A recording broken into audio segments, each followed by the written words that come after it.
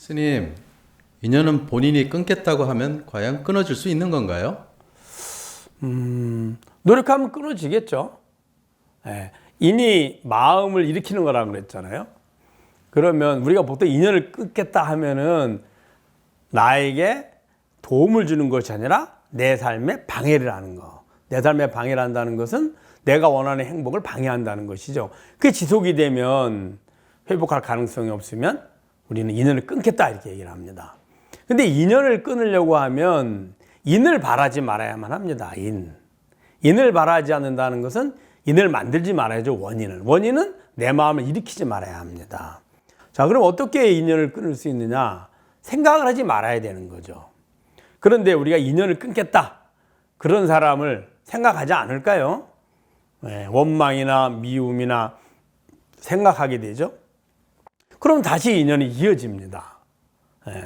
그 인은 마음을 일으키는 거라서 내 마음에 생각이 있으면 작은 생각은 생각으로서 흘러가서 행위로 옮겨지진 않지만 그 작은 생각이 한 번 하면 두 번 하게 되고 두 번은 10번 하게 되고 하다 보면 결국에는 내가 행위로 옮기게 되고 옮기게 되면 다시 결과를 가져오죠. 그래서 인연을 끊는다 쉽지 않습니다.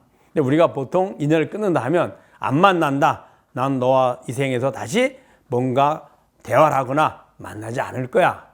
이렇게 하지만 그런 사람일수록 생각만 하면 미움이나 증오나 원망이 나오거든요. 그래서 더 어렵습니다. 끊는 방법은 나를 불편하게 하거나 나에게 괴로움을 주는 사람은 현재 예전에 내가 그렇게 했다는 겁니다. 그래서 지금 결과를 맞이하고 있는 거거든요. 그러면 어떻게 해야 될까요? 그것을 내가 다 원하는 대로 해주는 겁니다. 해주고 나면 빚을 다 갚고 나면 예를 들어 채권자나 채무자가 만날 일이 없는 것처럼 내가 생각하려고 해도 자연히 소멸이 됩니다. 인연이. 물론 더 나아가서 선연으로 바꾸려고 하면 되지만 그렇지 않을 경우는 소멸이 됩니다. 그래서 인연을 끊기보다는 첫째는 인연의 원인을 소멸시키는 거죠. 그래서 내가 다시는 그 사람이 생각하거나 하지 않도록 최선을 다해서 실천해 주는 거고요. 이제 두 번째는 인연을 끊을 필요보다는 악연을 선연으로 바꾸는 게 훨씬 더 도움이 됩니다. 악연을 선연으로 어떻게 바꿀까요? 자, 내게 행복을 얻는데 방해를 하니까 우리 인연을 끊으려고 하는 겁니다. 만약에 도움이가 된다면 인연을 끊을 필요가 없겠죠. 내 행복을, 내 삶을 방해하는 거죠. 그럼 방해한다는 의미는 그 당사자 입장에서 어떨까요? 나의 입장에서는 방해자지만 당사자의 입장에서는 그게 자신의 행복을 얻는데 도움이 된다고 생각하는 겁니다.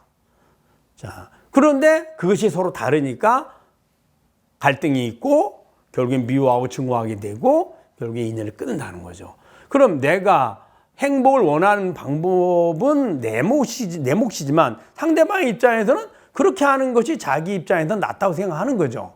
그럼 그 이야기를 들어주고 어느 정도 이점 말로 들어주고 인정해 주는 것부터 시작을 해서 그 다음에 이제 나도 원하는 것이 있으니 조금씩 대화를 통해서 변화시켜 가면 악연을 선연으로 바꿀 수 있죠.